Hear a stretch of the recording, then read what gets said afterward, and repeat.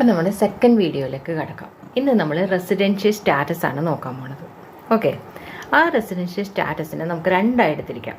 ഒന്ന് സെക്ഷൻ 6 അനുസരിച്ച് അസസിയുടെ residential status, ഇനി ഒന്ന് സോഴ്സ് ഓഫ് ഇൻകം അനുസരിച്ച് നമുക്കതെങ്ങനെയാണ് നോക്കുന്നതെന്ന്. അങ്ങനെ രണ്ടായിട്ട് തിരിക്കാം.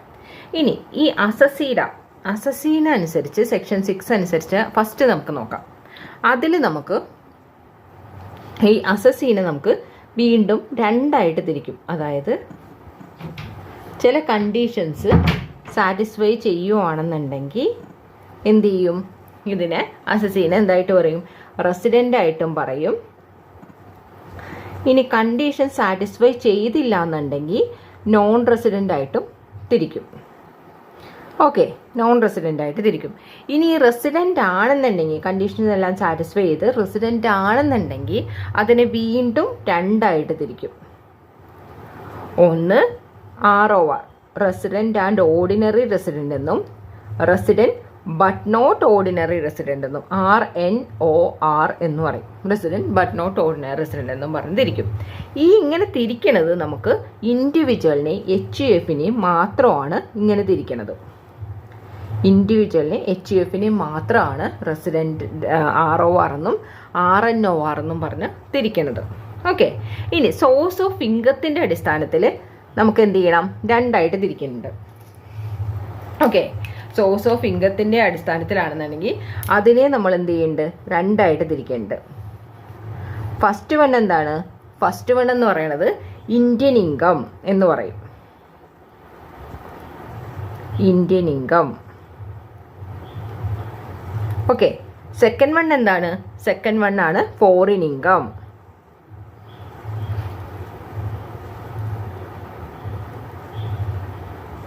ഓക്കെ, ഇന്ത്യൻ ഇൻകം എന്ന് വെച്ചിട്ടുണ്ടെങ്കിൽ എന്താ, ഇന്ത്യൻ ഇൻകം ആയിട്ട് തിരിക്കേണ്ടത്, ഫോറിൻ ഇൻകം ആയിട്ട് തിരിക്കേണ്ടത്.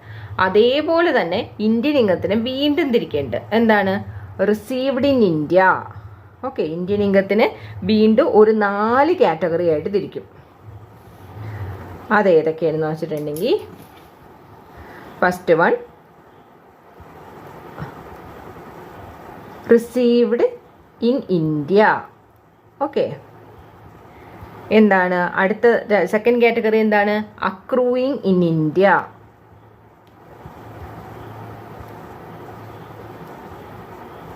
Third category deemed to be received in India.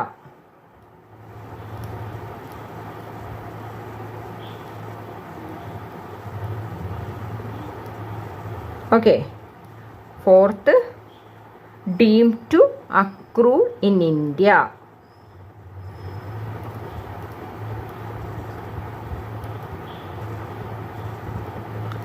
Okay, ഇത്രയാണ് നമുക്ക് ഈ ചാപ്റ്ററിൽ പഠിക്കാനുള്ളത്. ഇതാണ് നമുക്ക് ഈ ചാപ്റ്ററിൽ പഠിക്കാനുള്ളത്. ഇനി നമുക്ക് ഇതിൻ്റെ ഓരോന്നും എങ്ങനെയാണെന്നുള്ളത് നമുക്ക് നോക്കാം. ഫസ്റ്റ് നമുക്ക് എന്ത് ചെയ്യാം, നമുക്ക് സെക്ഷൻ 6 അനുസരിച്ചിട്ട് റെസിഡൻറ്റ്, നോൺ റെസിഡൻറ്റ്, പിന്നെ ഇൻഡിവിജ്വലിനെ HUFനെയും തിരിക്കണം, ROR, RNOR, അതൊക്കെ ഒന്ന് ഡീറ്റെയിൽഡ് ആയിട്ട് പഠിക്കാം. ഓക്കെ, അതിന് ശേഷം നമുക്ക് സോഴ്സ് ഓഫ് ഇൻകത്തിലേക്ക് വരാം. എൻ്റെ കൂടെ ഞാൻ ശ്രദ്ധിക്കേണ്ട ഒരു 1-2 പോയിന്റും കൂടി പറഞ്ഞേക്കാം. റെസിഡൻഷ്യൽ സ്റ്റാറ്റസും സിറ്റിസൺഷിപ്പും എന്ന് പറയുന്നത് രണ്ടാണ്. അതെപ്പോഴും എന്ത് ചെയ്യും, എല്ലാ വർഷവും ചേഞ്ച് ചെയ്തുകൊണ്ടേയിരിക്കും. ഓക്കെ, അതേപോലെ തന്നെ ഇത് സെയിം പ്ലേസിൽ തന്നെ നമ്മൾ സ്റ്റേ ചെയ്യണം. അതായത് ഇന്ത്യയിലാണെന്നുണ്ടെങ്കിൽ കേരളത്തിൽ തന്നെ നിൽക്കണം, അല്ലെങ്കിൽ തമിഴ്നാട്ടിൽ തന്നെ നിൽക്കണം, അങ്ങനെയൊന്നുമില്ല, ഇന്ത്യയിലായിരിക്കണം എന്നേ ഉള്ളൂ. ഓക്കെ, പിന്നെ എന്താണ്, അത് കണ്ടിന്യൂസ് ആയിട്ട് നിൽക്കണമെന്നില്ല. ഇപ്പോൾ ജനുവരിയിൽ വന്ന് പിന്നെ ഫെബ്രുവരിയിൽ പോയി പിന്നെ ഒരു 2 മാസം കഴിഞ്ഞ് അങ്ങനെ ആയാലും ഓക്കെയാണ്, ആ ഒരു ഫിനാൻഷ്യൽ ഇയറിൽ വന്നാൽ മതി.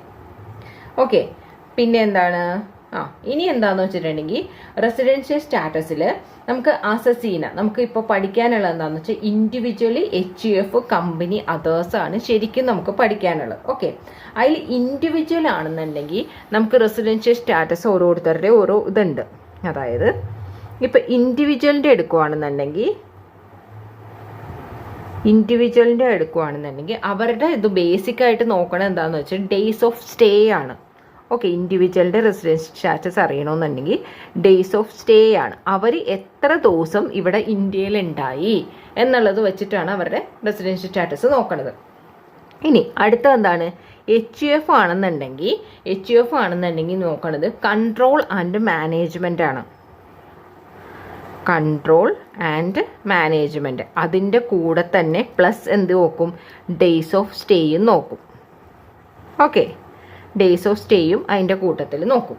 ഇനി കമ്പനിയാണ് അടുത്തത് പഠിക്കാനുള്ളത്. കമ്പനി ആണെന്നുണ്ടെങ്കിൽ പോയം എന്ന് പറയും. എന്താണ്, place of effective management, POEM, poem ആണ് നോക്കണം. പ്ലേസ് ഓഫ് എഫക്റ്റീവ് മാനേജ്മെൻ്റ് ആണ് നോക്കണം. ഇനി അതേഴ്സ് ഉണ്ട്. അതേഴ്സ് എന്ന് പറയണതിൽ ആരൊക്കെ വരും, ഇവരല്ലാത്ത ബാക്കി എല്ലാവരും വരും. അവരുടെ ആണെന്നുണ്ടെങ്കിൽ എന്താണ്, കൺട്രോൾ ആൻഡ് മാനേജ്മെൻ്റ് ആണ് അവരുടെയും നോക്കണത്. ഓക്കെ, ഇതനുസരിച്ചാണ് നമ്മളിനി പഠിക്കാൻ പോണത്. ഓക്കെ, റെസിഡൻഷ്യൽ സ്റ്റാറ്റസ് ഫസ്റ്റ് നമ്മൾ പഠിക്കാൻ പോണത് ഇൻഡിവിജ്വലിൻ്റെ ആണ്. ഓക്കെ, ഇൻഡിവിജ്വൽ, HUF, കമ്പനിയൊക്കെ ഉണ്ടെന്ന് നമ്മൾ പറഞ്ഞല്ലോ. അതിൽ നമ്മൾ ഫസ്റ്റ് പഠിക്കാൻ പോണത് ഇൻഡിവിജ്വലിൻ്റെ ആണ്. ഇൻഡിവിജ്വലിൻ്റെ ഡിസൈഡിങ് ക്രൈറ്റീരിയ എന്താണെന്ന് നമ്മൾ പറഞ്ഞത്, days of stay in India അല്ലേ, ഇന്ത്യയിൽ എത്ര ദിവസം സ്റ്റേ ചെയ്തു എന്നുള്ളതാണ് നമ്മൾ നോക്കാൻ പോണത്. ആ ഇൻഡിവിജ്വലിൻ്റെ നമ്മൾ നോക്കാൻ നേരത്ത് അവർ തന്നെ നമുക്ക് എന്ത് ചെയ്യും, ഇൻഡിവിജ്വലിൻ്റെ തന്നെ നമുക്ക് പല സെക്ഷനായിട്ട് പല കാറ്റഗറി ആയിട്ട് തിരിക്കാം. ഒന്ന് ഫസ്റ്റ് എന്താണെന്ന് വെച്ചാൽ ജനറൽ റൂൾ എന്ന് പറയും. ഫസ്റ്റ് നമുക്ക് ജനറൽ ആയിട്ടുള്ള റൂൾ ഉണ്ട്. ഓക്കെ, ജനറൽ റൂൾ അനുസരിച്ച് അതെങ്ങനെയാണ് അതിനെ തിരിക്കണേന്നുള്ളത് നോക്കാം. ജനറൽ റൂൾ അനുസരിച്ച് നമുക്ക് ബേസിക് കണ്ടീഷൻ ഉണ്ട്. ബേസിക് കണ്ടീഷൻ സാറ്റിസ്ഫൈ ചെയ്യണം. ഓക്കെ, ജനറൽ റൂൾ അനുസരിച്ച് ബേസിക് കണ്ടീഷൻ ഉണ്ട്. അത് സെക്ഷൻ 6(1), ഈ സെക്ഷൻ പഠിക്കണേ. 6(1) ആണ് ബേസിക് കണ്ടീഷൻ എന്ന് പറയും. ഓക്കെ, ബേസിക് കണ്ടീഷൻ സാറ്റിസ്ഫൈ ചെയ്യുമ്പോഴാണ് അവർ റെസിഡൻ്റ് ആണോ അല്ലയോ എന്നുള്ളത് നമുക്ക് അറിയാൻ പറ്റണം. ആ ബേസിക് കണ്ടീഷനിൽ ഏതെങ്കിലും ഒരെണ്ണം സാറ്റിസ്ഫൈ ചെയ്താൽ മതി. ഓക്കെ, ഏതെങ്കിലും ഒരെണ്ണം സാറ്റിസ്ഫൈ ചെയ്താൽ മതി. ഏതെങ്കിലും ഒരെണ്ണം സാറ്റിസ്ഫൈ ചെയ്താൽ മതി. ഇനി ആ ബേസിക് കണ്ടീഷൻ എന്താന്നുള്ളത് ഞാൻ പറയാം. 2 ബേസിക് കണ്ടീഷൻ ഉണ്ട്. അതിൽ ഏതെങ്കിലും ഒന്ന് സാറ്റിസ്ഫൈ ചെയ്താൽ മതി. അതായത് പ്രീവിയസ് ഇയറിൽ stay in India four 182 days or more. ഇന്ത്യയിൽ സ്റ്റേ ചെയ്യണത് 182 ഡേയ്സോ ഓർ മോർ ആയിരിക്കണം, അതിൽ കൂടുതലായിരിക്കണം. സെക്കൻഡ്, അതിനിവിടെ ഓറാണുള്ളത്. ഓക്കെ, ഇതിൽ ഏതെങ്കിലും ഒന്നെന്നാണ് പറയണത്. ഒന്നില്ലെങ്കിൽ 182 ഡേയ്സോ, അല്ലാന്നുണ്ടെങ്കിൽ എന്താണ്, പ്രീവിയസ് ഇയറിൽ 60 ഡേയ്സ് ഓർ മോർ ഉണ്ടായിരിക്കണം. 60 ഡേയ്സ് ഓർ മോർ ഉണ്ടായിരിക്കണം.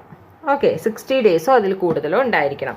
അതിൻ്റെ കൂട്ടത്തിൽ ഈ 60 ഡേയ്സിൻ്റെ കൂട്ടത്തിൽ തന്നെ പ്ലസ് എന്ത് വരുന്നുണ്ട്, ഫോർ പ്രിസീഡിങ് പ്രീവിയസ് ഇയർ എടുക്കുമ്പോൾ 365 ദിവസം ഇൻ ഇന്ത്യയിൽ ഉണ്ടായിരിക്കണം. 365 ദിവസം ഇൻ ഇന്ത്യയിൽ ഉണ്ടായിരിക്കണം.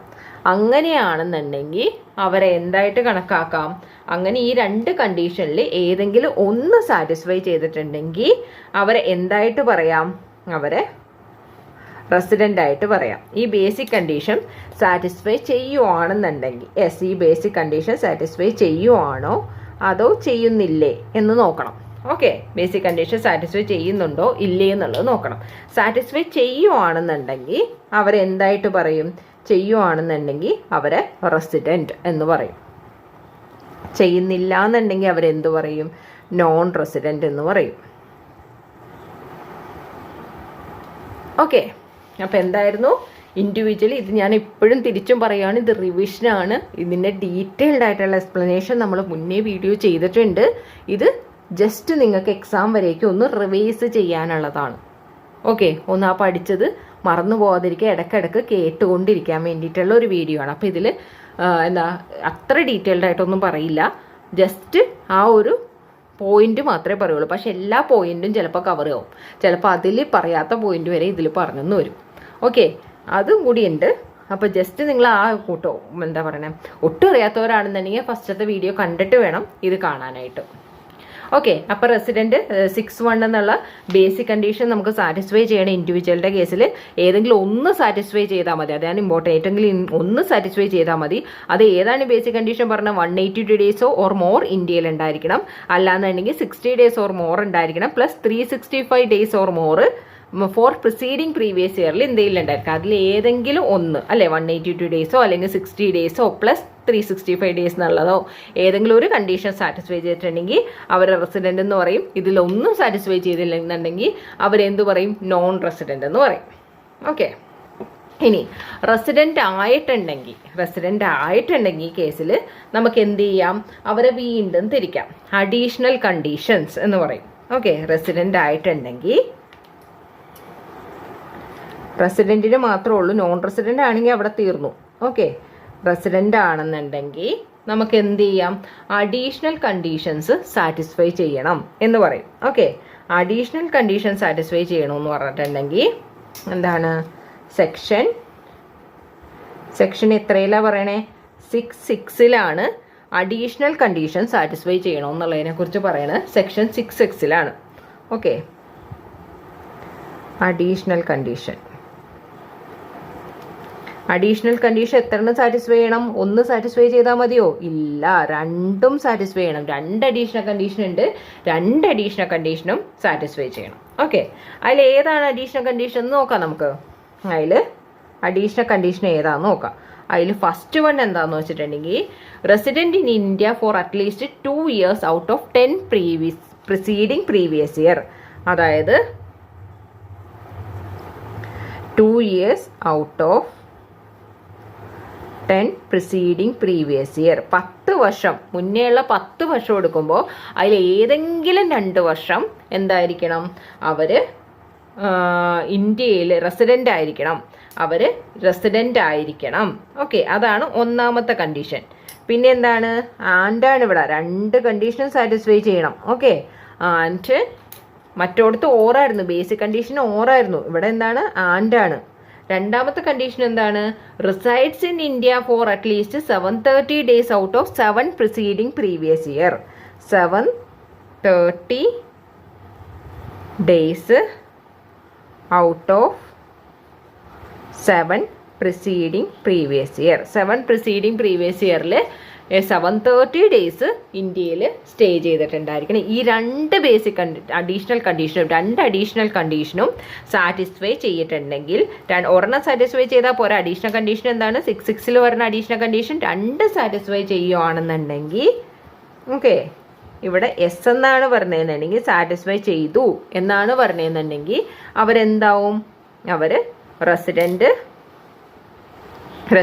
ഓർഡിനറി റെസിഡൻ്റ് ആവും. അല്ല, സാറ്റിസ്ഫൈ ചെയ്തില്ല എന്നാണ് പറഞ്ഞതെന്നുണ്ടെങ്കിൽ, നോ എന്നാണ് പറഞ്ഞതെന്നുണ്ടെങ്കിൽ റെസിഡൻറ്റ് നോട്ട് ഓർഡിനറിലി റെസിഡൻ്റ് ആവും. ഓക്കെ, ഇതാണ് ഇൻഡിവിജ്വലിൻ്റെ ജനറൽ കേസ്. ഇനി സ്പെഷ്യൽ കേസസ് ഉണ്ട്. ഇനിയുള്ളത് സ്പെഷ്യൽ കേസസ് ഏതൊക്കെയെന്ന് നോക്കാം. സ്പെഷ്യൽ കേസ് ഒരു 3 സ്പെഷ്യൽ കേസസ് ഉണ്ട്.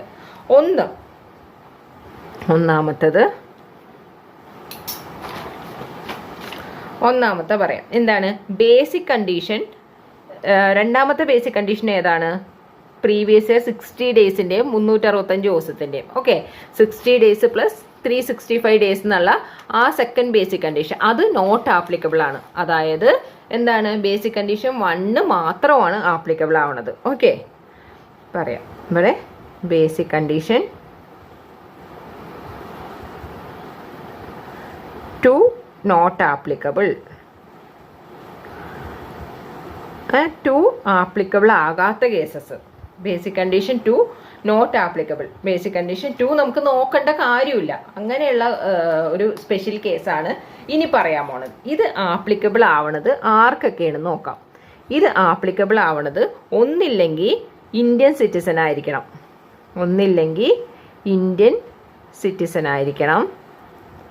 Or person of Indian origin.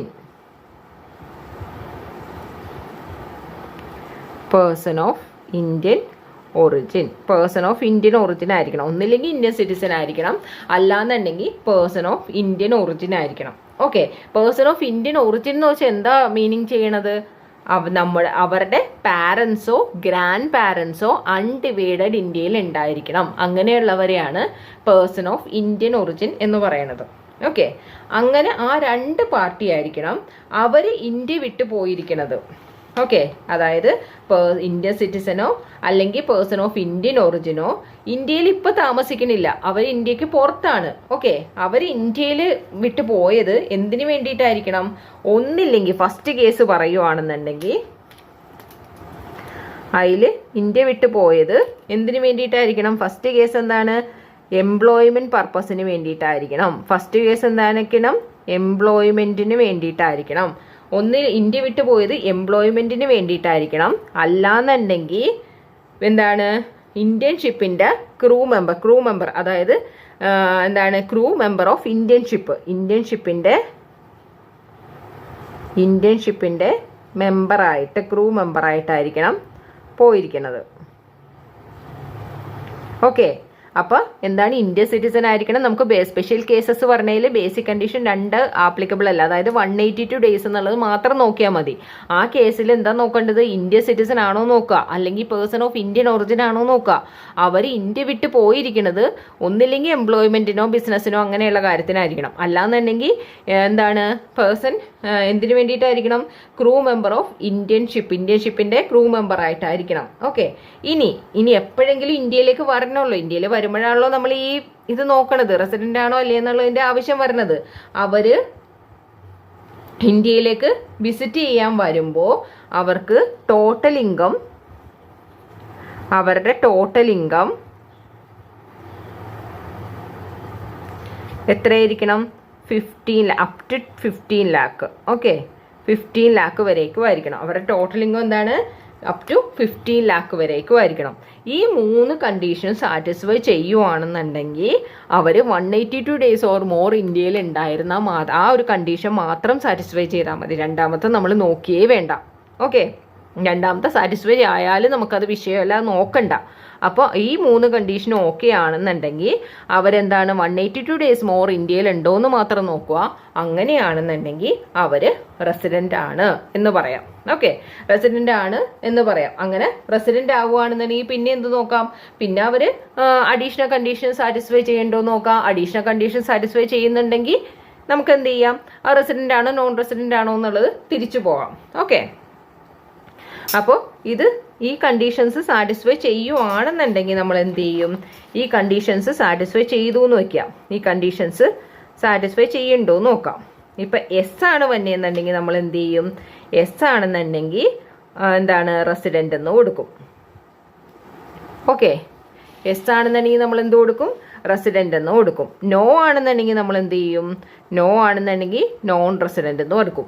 ഇനി റെസിഡന്റ് ആയിട്ടുണ്ടെങ്കിൽ നമ്മൾ എന്ത് പറയും? റെസിഡന്റ് ആയിട്ടുണ്ടെങ്കിൽ ഉടനെ തന്നെ വീണ്ടും ആ കാറ്റഗറി നോക്കാം. ഓക്കെ, അഡീഷണൽ കണ്ടീഷൻസ് നോക്കാം.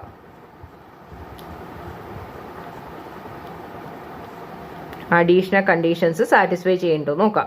അഡീഷണൽ കണ്ടീഷൻസ് സാറ്റിസ്ഫൈ ചെയ്യുവാണെന്നുണ്ടെങ്കിൽ എസ് എന്നാണ് അഡീഷണൽ കണ്ടീഷനിൽ വന്നേന്നുണ്ടെങ്കിൽ അവരെന്തായിരിക്കും? റെസിഡന്റ് ഓർഡിനറി റെസിഡന്റ് ആയിരിക്കും. അല്ല, നോ എന്നാണ് ഇവിടെ വന്നേന്നുണ്ടെങ്കിൽ എന്താവും? റെസിഡന്റ് നോട്ട് ഓർഡിനറി റെസിഡന്റ് ആവും. ഓക്കെ, അപ്പം സ്പെഷ്യൽ കേസസിൽ ഫസ്റ്റ് കഴിഞ്ഞു. ഇനി രണ്ടാമത്തെ സ്പെഷ്യൽ കേസസ്. ഓക്കെ, അടുത്ത സ്പെഷ്യൽ കേസ് ഏതാന്ന് നോക്കാം.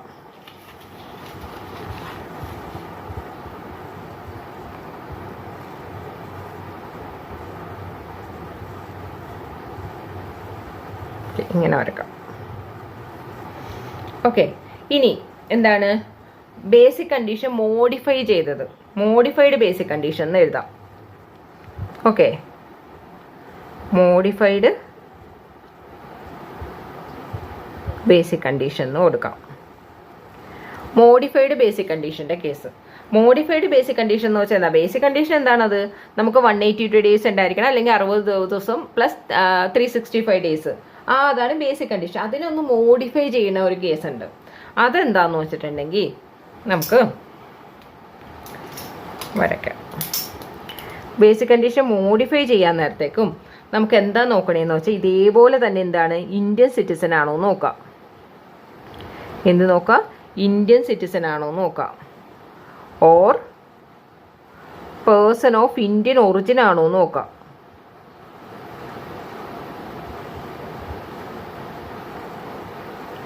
പേഴ്സൺ ഓഫ് ഇന്ത്യൻ ഒറിജിൻ ആണോ നോക്കാം.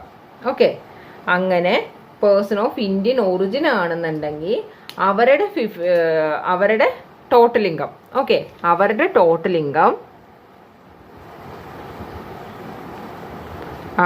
ടോട്ടൽ ഇൻകം എക്സീഡ് ചെയ്യണം. എത്ര? 15 lakh. നമ്മൾ എന്താ പറഞ്ഞത്? ഇപ്പുറത്ത് നോക്കിയപ്പോൾ എന്തായിരുന്നു? അഡീഷണൽ കണ്ടീഷൻ ഫണ്ട് മാത്രം നോക്കേണ്ട കേസിൽ എന്തായിരുന്നു? ടോട്ടൽ ഇൻകം 15 lakh വരേക്കേ വരാൻ പാടുള്ളൂ എന്ന് പറഞ്ഞു അല്ലേ? അപ്പോൾ 15 lakh കൂടുതൽ വന്ന് എന്ത് ചെയ്യും? അതിനാണ് അടുത്ത മോഡിഫൈഡ് ബേസിക് കണ്ടീഷൻ പറയണം. 50 lakh കൂടുതലായിട്ട് വരുവാണെന്നുണ്ടെങ്കിൽ അവരെന്ത് ചെയ്യണം? 50 lakh കൂടുതൽ വരുവാണെങ്കിൽ ഏതെങ്കിലും ഒരു മോഡിഫൈഡ് ബേസിക് കണ്ടീഷനിൽ ഏതെങ്കിലും ഒന്ന് സാറ്റിസ്ഫൈ ചെയ്താൽ മതി. Okay, any one modified basic condition satisfy ചെയ്താൽ മതി. Okay, any one modified basic condition. Modified basic condition എന്ന് വെച്ചാൽ എന്തായിരിക്കും ഉദ്ദേശിക്കണേ? BC ഇട്ടേക്കാം. Any one modified basic condition എന്തായിരിക്കും? ആ ബേസിക് കണ്ടീഷനിൽ എന്തോ ഒരു ചേഞ്ച് വരുത്തിയിട്ടുണ്ട് അല്ലേ? അത് മാത്രം സാറ്റിസ്ഫൈ ചെയ്താൽ മതി എന്നാണ് പറയണത്. അപ്പോൾ അതെന്താണ് ചേഞ്ച് എന്നുള്ളത് നമുക്ക് നോക്കാം. ഓക്കെ, എന്താണ് ചേഞ്ച് നോക്കാം. അപ്പോൾ ബേസിക് കണ്ടീഷൻ എന്താ പറയണത്? ബേസിക് കണ്ടീഷൻ 1 എന്താണ്? 182 days ഓർ മോർ. അത് തന്നെയാണ് ഇവിടെ പറഞ്ഞത്. ഓക്കെ, പ്രീവിയസ് ഇയറിൽ 182 days ഓർ മോർ ഇന്ത്യയിൽ ഉണ്ടോ എന്ന് നോക്കാം. അത് first basic condition. Okay, second ആമത്തെ നമുക്ക് എന്താ പഠിച്ചത്? 60 days ഓർ മോർ വേണമെന്നുള്ളത്. പക്ഷെ ഇവിടെ മോഡിഫൈ ചെയ്യാൻ നേരത്തേക്ക് 60 days എന്നല്ല ഇവിടെ പറയണത്. എത്രയാണ്? 120 days ഓർ മോർ ഇന്ത്യയിൽ ഉണ്ടോ എന്ന് നോക്കാം. അതിൻ്റെ കൂട്ടത്തിൽ പ്ലസ് എന്താണ്? 365. ഓക്കെ, 365 days എന്നുള്ളത് അതേപോലെ തന്നെയാണ്. 365 days ഓർ മോർ ഇന്ത്യയിലുണ്ടോ? ഏതാണ്? Preceding previous year. Four preceding previous year. അതിൻ്റെ മുന്നത്തെ 4 വർഷം നോക്കാൻ നേരത്ത് 365 ദിവസം ഇന്ത്യയിലുണ്ടോ നോക്കുക. അതല്ലാന്നുണ്ടെങ്കിൽ അതിലെന്താണ്? 60 അല്ല നോക്കേണ്ടത്. മോഡിഫൈഡ് ബേസിക് കണ്ടീഷൻ 60ക്ക് പകരം നമ്മൾ എന്തെടുക്കും? 120 days ഇന്ത്യയിലുണ്ടോ നോക്കുക. പ്ലസ് 365 days ഓർ മോർ ഇന്ത്യയിലുണ്ടോ നോക്കുക. ഓക്കെ, ഇവിടെ എത്രയാണ്? 182 days ഓർ മോർ വേണം. അല്ലാന്നുണ്ടെങ്കിൽ 120 days പ്ലസ് 365 days നോക്കണം. ഓക്കെ, മോഡിഫൈഡ് ബേസിക് കണ്ടീഷനിലെ കാര്യം മനസ്സിലായോ? മോഡിഫൈഡ് ബേസിക് കണ്ടീഷൻ നോക്കുകയാണെന്നുണ്ടെങ്കിൽ ഇന്ത്യൻ സിറ്റിസനും ഇന്ത്യ പേഴ്സൺ ഓഫ് ഇന്ത്യൻ ഒറിജിനും ആവാം. അവരുടെ ടോട്ടൽ ഇൻകം എന്ന് പറയുന്നത് 15 ലക്ഷത്തിൽ കൂടുതൽ വേണം. അങ്ങനെയാണെന്നുണ്ടെങ്കിൽ ഏതെങ്കിലും ഒരു മോഡിഫൈഡ് ബേസിക് കണ്ടീഷൻ ഒരെണ്ണം സാറ്റിസ്ഫൈ ചെയ്താൽ മതി. ഏതെങ്കിലും ഒരു ബേസിക് കണ്ടീഷൻ സാറ്റിസ്ഫൈ ചെയ്താൽ മതി. ഏതാണ്? ഒന്ന് 182 days ഓർ മോർ ഇന്ത്യയിൽ ഉണ്ടായിരിക്കണം. അല്ലാന്നുണ്ടെങ്കിൽ 120 days or more plus 365 days or more preceding previous year എന്ന 4 വർഷത്തെ 4 പ്രിസീഡിങ് പ്രീവിയസ് ഇയർ നോക്കുമ്പോൾ 365 ദിവസം ഇന്ത്യയിൽ ഉണ്ടായിരിക്കണം. ഓക്കെ, ഇതാണ് മോഡിഫൈഡ് എന്ന് പറയുന്നത്. 60 എന്നുള്ളത് 120 ആക്കിയത് കൊണ്ടാണ് മോഡിഫൈഡ് എന്ന് അതിനെ പറയണം. ഓക്കെ, ഈ ബേസിക് കണ്ടീഷൻ സാറ്റിസ്ഫൈ ചെയ്താലും ഈ ബേസിക് കണ്ടീഷൻ സാറ്റിസ്ഫൈ ചെയ്തു എന്ന് വെക്കാം. Yes, no. സാറ്റിസ്ഫൈ ചെയ്തിട്ടുണ്ടെങ്കിൽ അവരെന്തു പറയും? അവരെ റെസിഡൻ്റ് എന്ന് പറയും. അവരെന്തു പറയും? റെസിഡൻ്റ് എന്ന് പറയും. ഇനി സാറ്റിസ്ഫൈ ചെയ്തില്ല എന്നുണ്ടെങ്കിൽ അവരെന്തു പറയും? നോൺ റെസിഡൻ്റ് എന്ന് പറയും. ഓക്കെ, ഇനി ഈ റെസിഡന്റ് സാറ്റിസ്ഫൈ ചെയ്തു. ഓക്കെ, സാറ്റിസ്ഫൈ ചെയ്തു. അപ്പോൾ നമ്മൾ എന്ത് ചെയ്യും? നമ്മൾ പഠിച്ച പോലെ ഇനി റെസിഡന്റ് ആൻഡ് ഓർഡിനറി റെസിഡന്റ് നോക്കണ്ടേ? റെസിഡന്റ് ഓർഡിനറി റെസിഡന്റ് അല്ലെങ്കിൽ റെസിഡന്റ് നോട്ട് ഓർഡിനറി റെസിഡന്റ് നോക്കണ്ടേ? വേണ്ട. കാരണം എന്താണ്? ഇങ്ങനെ മോഡിഫൈഡ് ബേസിക് കണ്ടീഷനിലൂടെ വരുവാണെന്നുണ്ടെങ്കിൽ അവർ എപ്പോഴും റെസിഡന്റ് നോട്ട് ഓർഡിനറി റെസിഡന്റ് ആയിരിക്കും. അവരെപ്പോഴും എന്തായിരിക്കുള്ളൂ? റെസിഡന്റ് നോട്ട് ഓർഡിനറി റെസിഡന്റ് ആയിരിക്കും. ഓക്കെ, ഇങ്ങനെ മോഡിഫൈഡ് ബേസിക് കണ്ടീഷനിലൂടെ വരുവാണെങ്കിൽ റെസിഡന്റ് നോട്ട് ഓർഡിനറി റെസിഡന്റ് ആയിരിക്കും. ഓക്കെ, ഇപ്പോൾ എന്താണ് ഇങ്ങനെ ഗ്രാഫിക്കൽ പിക്ചർ, അങ്ങനെ ഒരു പിക്ചർ പ്രസൻറ്റേഷൻ അങ്ങനെയൊക്കെ വരാൻ നേരത്തേക്ക് നിങ്ങൾക്ക് എന്താ പറയുക, മനസ്സിലും അത് ഉൾക്കൊള്ളാൻ സാധിക്കും. എക്സാമിനൊക്കെ പോകുമ്പോൾ അല്ലെന്നുണ്ടെങ്കിൽ നമുക്കൊരു റിവൈസ് ചെയ്യണം, അടക്കം നോക്കാൻ നേരത്ത് നമ്മൾ ഈ ഇരുന്ന് വായിച്ചു നോക്കണേലും ഭേദം ഇങ്ങനെ നിങ്ങളൊരു നിങ്ങളുടേതായ രീതിയിൽ കളർഫുൾ ആയിട്ടൊന്ന് വരച്ചു വെക്കുകയാണെന്നുണ്ടെങ്കിൽ നമുക്ക് ഇടയ്ക്കിടയ്ക്ക് ഇതേപോലെ എടുത്ത് നോക്കാനും തോന്നും. നോക്കുമ്പോൾ തന്നെ നമ്മുടെ മനസ്സിൽ പതിയുകയും ചെയ്യും. അധികം നേരം ഇരുന്ന് വായിക്കുകയും വേണ്ട അല്ലേ. അതേപോലത്തെ ഒരു പ്രത്യേകത ഇതിനുണ്ടാവും. ഓക്കെ, ഇനി അടുത്ത ഒരെണ്ണവും കൂടി ഉണ്ട്. അടുത്ത എന്താണ്? അടുത്ത ഒരു സ്പെഷ്യൽ കേസസ് പറയാൻ പോണത്. അടുത്ത സ്പെഷ്യൽ കേസസ് എന്താണ്? Deemed resident. അടുത്ത സ്പെഷ്യൽ കേസസ് ആണ് ഡീംഡ് റെസിഡന്റ്. അതിൻ്റെ സെക്ഷനാണ് 61A. അതിൻ്റെ സെക്ഷനാണ് 61A എന്ന് പറയുന്നത് deemed resident. Okay, deemed resident ആവണമെന്നുണ്ടെങ്കിൽ അതിന് കണ്ടീഷൻസ് ഉണ്ട്. അതിൻ്റെ കണ്ടീഷൻസ് എന്തൊക്കെയാണെന്ന് നമുക്ക് നോക്കാം. ഓക്കെ, ഡീംഡ് റെസിഡന്റ് ആവണമെന്നുണ്ടെങ്കിൽ ഇന്ത്യൻ സിറ്റിസൺ ആയിരിക്കണം. അതിലൊരു മാറ്റവും വരാൻ പാടില്ല. ഉറപ്പായിട്ടും എന്തായിരിക്കണം? ഇന്ത്യൻ സിറ്റിസൺ ആയിരിക്കണം. അവിടെ പേഴ്സൺ ഓഫ് ഇന്ത്യൻ ഒറിജിൻ എന്നുള്ളത് വന്നില്ല. എന്താ മാത്രം ആവാൻ പാടുള്ളൂ? ഇന്ത്യൻ സിറ്റിസൺ മാത്രമേ ആവാൻ പാടുള്ളൂ. ഓക്കെ, ഇനി എന്താണ് പറയണത്? പിന്നെ എന്താണ് പറയണത്? അതിൽ ബേസിക് കണ്ടീഷൻ ഒന്നും സാറ്റിസ്ഫൈ ചെയ്യാൻ പാടില്ല. ഓക്കെ, നോട്ട് സാറ്റിസ്ഫൈയിങ്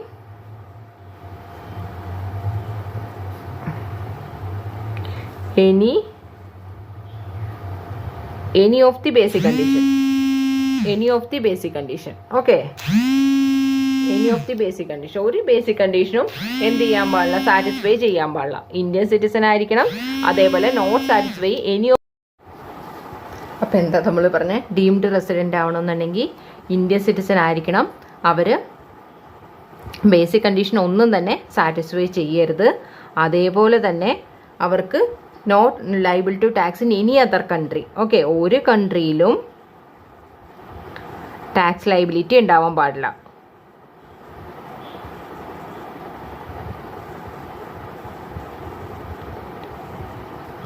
ഒരു കൺട്രിയിലും ടാക്സ് ലൈബിലിറ്റി ഉണ്ടാവാൻ പാടില്ല. പിന്നെ നാലാമത്തെ കണ്ടീഷൻ എന്താണെന്ന് വെച്ചിട്ടുണ്ടെങ്കിൽ അവരുടെ ടോട്ടൽ ഇൻകം എക്സീഡ് 15 ലാഖിൽ കൂടുതൽ എക്സീഡ് ചെയ്തിട്ടുണ്ടായിരിക്കണം. ഈ 4 കണ്ടീഷൻസും സാറ്റിസ്ഫൈ ചെയ്തിട്ടുണ്ടെങ്കിൽ എന്തായി? അവർ ഡീംഡ് റെസിഡന്റ് ആണ്. ഓക്കെ, എസ് ആണെന്നുണ്ടെങ്കിൽ ഡീംഡ് റെസിഡന്റ് ആണ്. അല്ലാന്നുണ്ടെങ്കിൽ എന്താണ്? ഡീംഡ് റെസിഡന്റ് അല്ല. ഓക്കെ, ഇനി എന്താണെന്ന് വെച്ചിട്ടുണ്ടെങ്കിൽ ആ ഡീംഡ് റെസിഡന്റ് ആയിക്കഴിഞ്ഞാൽ നമ്മൾ എന്ത് ചെയ്യും? റെസിഡന്റ് ഓർഡിനറി റെസിഡന്റ് ആണോ, റെസിഡന്റ് നോട്ട് ഓർഡിനറി റെസിഡന്റ് ആണോ എന്ന് നോക്കും അല്ലേ. ഇവിടെ എന്താണ്? റെസിഡന്റ് നോട്ട് ഓർഡിനറി റെസിഡന്റ് ആയിരിക്കും. എപ്പോഴും എന്തായിരിക്കും? അവരെപ്പോഴും റെസിഡന്റ് നോട്ട് ഓർഡിനറി റെസിഡന്റ് ആയിരിക്കും. ഓക്കെ, ROR വരില്ല. ഇങ്ങനെ ഡീംഡ് റെസിഡന്റും അതേപോലെ തന്നെ എന്താണ്? മോഡിഫൈഡ് ബേസിക് കണ്ടീഷനും വന്ന കേസിൽ റെസിഡന്റ് ആയിക്കഴിഞ്ഞാൽ അവരെപ്പോഴും എന്തായിരിക്കുള്ളൂ? RNOR തന്നെയായിരിക്കും. മോഡിഫൈഡ് ബേസിക് കണ്ടീഷനും ഡീംഡ് റെസിഡന്റും വന്ന കേസിൽ എപ്പോഴും അവർ RNOR തന്നെയായിരിക്കും. ഓക്കെ, അപ്പോൾ ഇതാണ് ഇൻഡിവിജ്വലിൻ്റെ ഒന്ന്. ഇതേപോലെ നിങ്ങളൊരു ഒരു പിക്ചർ ഉണ്ടാക്കി വെക്കുകയാണെന്നുണ്ടെങ്കിൽ നിങ്ങൾക്ക് ഈസി ആയിട്ട് റിവിഷൻ നടക്കും. എല്ലാ കാര്യങ്ങളും, എന്തോരം കാര്യങ്ങൾ നമ്മൾ പഠിച്ചിട്ടുള്ള എല്ലാ കാര്യങ്ങളും ഇതേപോലെ ഒരു ഇതായിട്ട് ചാർട്ട് പോലെ പ്രിപ്പയർ ചെയ്ത് വെച്ചാൽ നിങ്ങൾക്ക് എളുപ്പത്തിൽ അതിൻ്റെ റിവിഷൻ നടക്കും. ഓക്കെ, ഇനി അടുത്ത കേസാണ് നമുക്ക് പറയാനുള്ളത്. ഇപ്പം നമ്മൾ ഇൻഡിവിജ്വലിൻ്റെ കേസ് ഫുള്ളായിട്ട് പഠിച്ചു അല്ലേ. ഇനി അടുത്ത കേസാണ് നമുക്കുള്ളത്. ആരാണ്? HUFൻ്റെ കേസ്. ഓക്കെ, HUFൻ്റെ പ്രത്യേകിച്ച് ഒന്നുമില്ല. കാരണം എന്താ? HUF രണ്ടാമത്തെ കേസ്. ഓക്കെ, HUFൻ്റെ സെക്ഷൻ എത്രയാണ്? സെക്ഷൻ 62 ആണ് HUFൻ്റെ സെക്ഷൻ. HUFൻ്റെ control and management. Okay, control and management ഇന്ത്യയിലായിരിക്കണം. അതേപോലെ തന്നെ എന്താ ഉള്ളത്? ഡേയ്സ് ഓഫ് സ്റ്റേ എന്ന് പറയുന്നതും അത് ഇന്ത്യയിലായിരിക്കും. ഇന്ത്യയിൽ ഇത്ര ദിവസം സ്റ്റേ ചെയ്തിട്ടുണ്ടെങ്കിൽ അവർ ആ കണ്ടീഷൻ, ബേസിക് കണ്ടീഷനിൽ ഏതെങ്കിലും ഒന്ന് സാറ്റിസ്ഫൈ ചെയ്തിട്ടുണ്ടെങ്കിൽ ആ 182 ഡേയ്സ് അല്ലെങ്കിൽ 60 + 365 ഡേയ്സിൽ ഇതിൽ ഏതെങ്കിലും ഒന്ന് സാറ്റിസ്ഫൈ ചെയ്തിട്ടുണ്ടെങ്കിൽ അവർ റെസിഡന്റ് ആവും. ഓക്കെ, ഇനി അല്ലാന്നുണ്ടെങ്കിൽ നോൺ റെസിഡന്റ് ആവും. ഇനി HUFൻ്റെ കേസിൽ നമുക്ക് എന്ത് ചെയ്യാം? കറുത്ത അഡീഷണൽ കണ്ടീഷനിൽ ഏതെങ്കിലും ഒരു അഡീഷണൽ കണ്ടീഷൻ 10 വർഷത്തിൽ 2 വർഷം റെസിഡന്റ് ആയിരിക്കണം.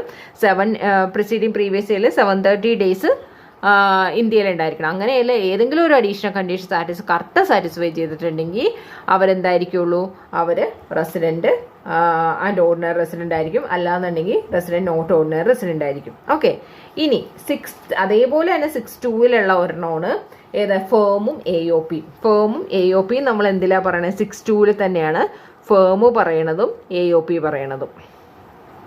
ഓക്കെ, ഫേമും AOPക്കും എന്താണ് പറയാനുള്ളത്, കൺട്രോൾ ആൻഡ് മാനേജ്മെന്റ് തന്നെ ഇന്ത്യയിലാണോ എന്ന് നോക്കുക, അത് റെസിഡൻ്റ് ആണ്, അല്ലെന്നുണ്ടെങ്കിൽ നോൺ റെസിഡൻ്റ് ആണ്, അത്രയേ ഉള്ളൂ, വേറെ ഒന്നുമില്ല. HUFനും ഇൻഡിവിജ്വലിനും മാത്രമേ RORും RNOR എന്നുള്ള കാറ്റഗറി വന്നുള്ളൂ. ഓക്കെ, ഇനി 6(3) അടുത്തത് 6(3) ആയിട്ട് പറയാനുള്ളതാണ് ഏതാണുള്ളത്,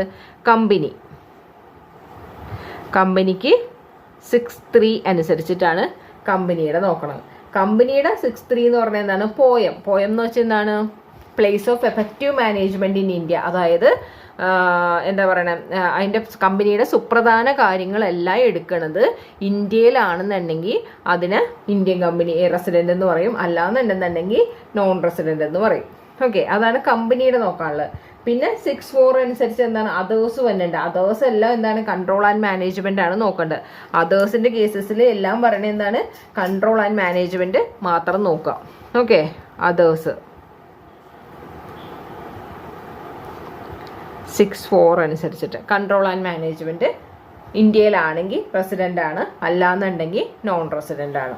ഓക്കെ, ഇനി എന്താണ്, ഇനി നമുക്ക് പഠിക്കാനുള്ളത് നമ്മൾ സെക്കൻഡായിട്ട് പറഞ്ഞ ഏതാണ്, source of income. Okay, source of income നമ്മളിവിടെ പറഞ്ഞില്ലേ, സോഴ്സ് ഓഫ് ഇൻകം ആണല്ലേ എന്ന്. സോഴ്സ് ഓഫ് ഇൻകം ആണ് പഠിക്കാനുള്ളത്. സോഴ്സ് ഓഫ് ഇൻകം എന്താണ്, ഇന്ത്യൻ ഇൻകം ഉണ്ട്, ഫോറിൻ ഇൻകം എന്ന് പറഞ്ഞ് രണ്ടായിട്ട് തിരിക്കേണ്ടെന്ന് പറഞ്ഞു. ആ ഇന്ത്യൻ ഇൻകത്തിൽ റിസീവ്ഡ് ഇൻ ഇന്ത്യ ആണെന്നുണ്ടെങ്കിൽ എന്താണ്, റിസീവ്ഡ് ഇൻ ഇന്ത്യ എന്ന് വെച്ചാൽ എന്താണ്, ഫസ്റ്റ് റിസീവ്ഡ് ഇൻ ഇന്ത്യ അല്ലേ, ഇന്ത്യയിൽ ഫസ്റ്റ് റിസീവ് ചെയ്തിരിക്കണം. അങ്ങനെയാണെന്നുണ്ടെങ്കിൽ അതെന്താണ്, ഇന്ത്യൻ ഇൻകം ആണ്. അല്ല സബ്സീക്വന്റ് റെമിറ്റൻസ് ആണെന്നുണ്ടെങ്കിലോ അതിവിടെ റിലവൻ്റ് അല്ല. ഓക്കെ, ഇറലവൻ്റ് ആണ്. അപ്പോൾ ഫസ്റ്റ് റിസീവ്ഡ് ഇൻ ഇന്ത്യ ആണെന്നുണ്ടെങ്കിൽ അത് ഇന്ത്യൻ ഇൻകം ആയിട്ട് എടുക്കും. ഇനി അടുത്തത് income deem to be received in India. ഈ കേസ് നോക്കാം. ഡീം ടു ബി റിസീവ്ഡിന് നമ്മൾ എന്തൊക്കെയാണ് പറഞ്ഞത്, ഡീം ടു ബി റിസീവ്ഡിന് നമ്മൾ എന്തൊക്കെ പോയിന്റാണ് നോക്കേണ്ടത്, ഒന്ന് employer contribution to RPF employer contribution. എന്താ റിസീവ്ഡ് ഇൻ ഇന്ത്യ എന്ന് വെച്ചിട്ടുണ്ടെങ്കിൽ ഫസ്റ്റ് റെമിറ്റൻസ് ഇൻ ഇന്ത്യ ആണോ എന്ന് മാത്രം നോക്കിയാൽ മതി. ഓക്കെ, ഇനി തേർഡ് കാറ്റഗറിയാണ് നമ്മൾ നോക്കാൻ പോണേ. തേർഡ് കാറ്റഗറിയിൽ നമ്മൾ പറയാൻ പോണത് എന്താണെന്ന് വെച്ചിട്ടുണ്ടെങ്കിൽ അത് എംപ്ലോയറുടെ contribution to RPF in excess of 12% കൂടുതൽ ഓഫ് സാലറിയുടെ 12% of salary in excess of 12% of salary വന്നിട്ടുണ്ടെങ്കിൽ എക്സസ് പറഞ്ഞ എമൗണ്ട് ഏതിലായിരിക്കുള്ളൂ, deem to be received in India ആയിട്ടാണ് കാണിക്കുന്നത്. അതേപോലെ തന്നെ ഇതിൻ്റെ ഇൻട്രസ്റ്റ് എത്രയാണ്, 9.5% ഇൻക്രീസ് ചെയ്തിട്ടുണ്ടെങ്കിൽ അതും എന്തായിരിക്കുള്ളൂ, ഇത് deem to be received India ആയിട്ടാണ് എടുക്കുന്നത്. അതേപോലെ തന്നെ എന്താണ്, transferred balance to RPF recognised provident ഫണ്ടിലോട്ട് എന്തെങ്കിലും ബാലൻസ് ട്രാൻസ്ഫർ ചെയ്തിട്ടുണ്ടെങ്കിൽ അതും എന്തായിട്ട് എടുക്കണേ, deem to be received in India ആയിട്ട് എടുക്കണേ. പിന്നെ എന്താണ്, 280CCD പെൻഷൻ സ്കീമിലേക്ക് എന്തെങ്കിലും കോൺട്രിബ്യൂട്ട് ചെയ്ത് അതും എന്തായിട്ട് എടുക്കണേ, deem to be received in India ആയിട്ടാണ് എടുക്കുന്നത്. അടുത്തത് എന്താണ്, TDSയിലേക്കുള്ള കോൺട്രിബ്യൂഷൻ. അടുത്തത് എന്താണ്, ഡീംഡ് പ്രോഫിറ്റ് എന്താണ്, സെക്ഷൻ 41 അനുസരിച്ച്.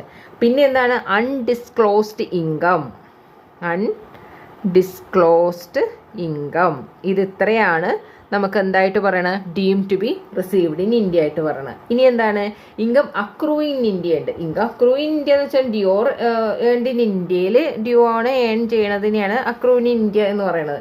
ഇനി അടുത്ത പ്രധാന പോയിന്റ് ആണ് deem to accrue in India. Okay, അത് ആ പോയിന്റിലാണ് നമുക്ക് കുറച്ചും കൂടി കാര്യങ്ങൾ ശ്രദ്ധിക്കാനുള്ളത്. Okay, deem to accrue or rise in India എന്നുള്ള പോയിന്റ്. അതിൽ ഫസ്റ്റ് എന്താന്ന് വെച്ചിട്ടുണ്ടെങ്കിൽ അതിൽ ഏതെങ്കിലും ഒരു ബിസിനസ് കണക്ഷൻ ഇന്ത്യയിലായിരിക്കും. അതിൽ ഫസ്റ്റ് പോയിന്റ് പറയണത് 4th ബിസിനസ് കണക്ഷൻ ഇന്ത്യയിലായിരിക്കണം. Business connection in India.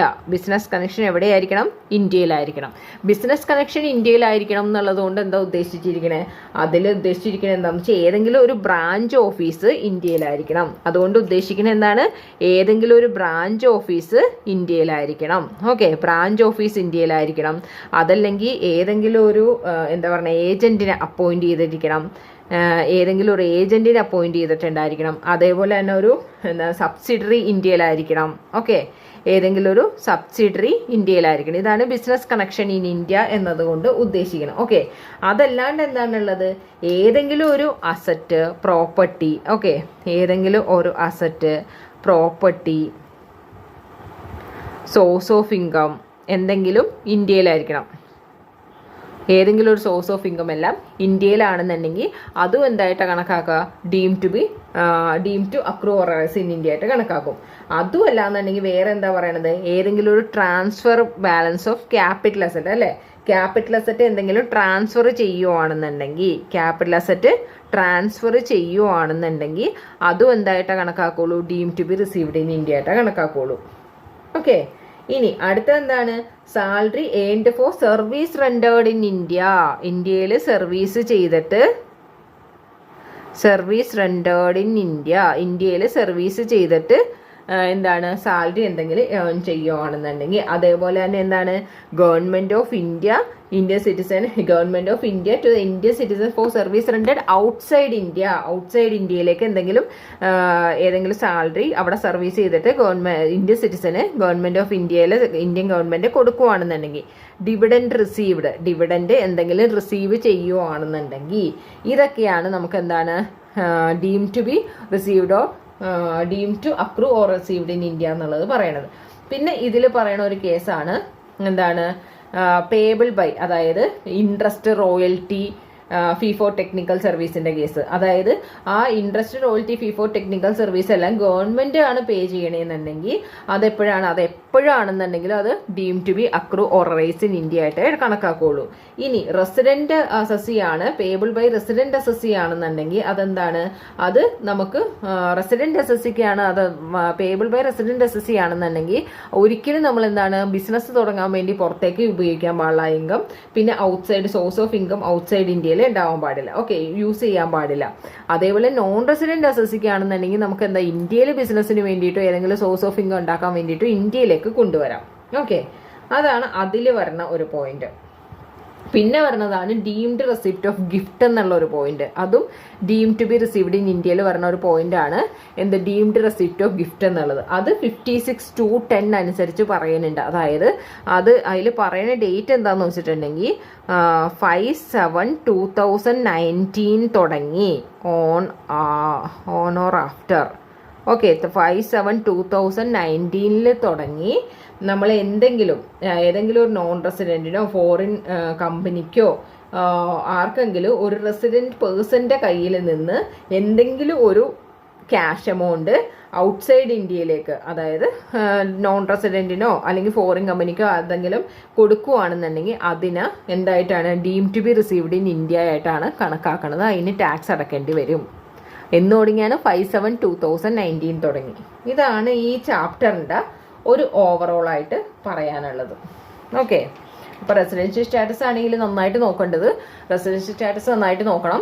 പിന്നെ എന്താണ് ആ സോഴ്സ് ഓഫ് ഇൻകം എന്നുള്ളതും നോക്കണം. അപ്പോൾ നമുക്ക് ഇങ്ങനെ ഒരു ചാർട്ട് വരച്ചു കഴിഞ്ഞിട്ടുണ്ടെങ്കിൽ നിങ്ങൾക്ക് മനസ്സിലാവുന്ന രീതിയിൽ ഏതൊരു സംഭവം, ചെറിയ സംഭവം ആയിക്കോട്ടെ വലിയ സംഭവം ആയിക്കോട്ടെ, അങ്ങനെ ഒരു ചാർട്ട് വരച്ച് പഠിക്കുകയാണെന്നുണ്ടെങ്കിൽ നിങ്ങൾക്കത് എളുപ്പത്തിൽ അത് മനസ്സിലാവും, അത് നമ്മുടെ മെമ്മറിയിൽ നിൽക്കും.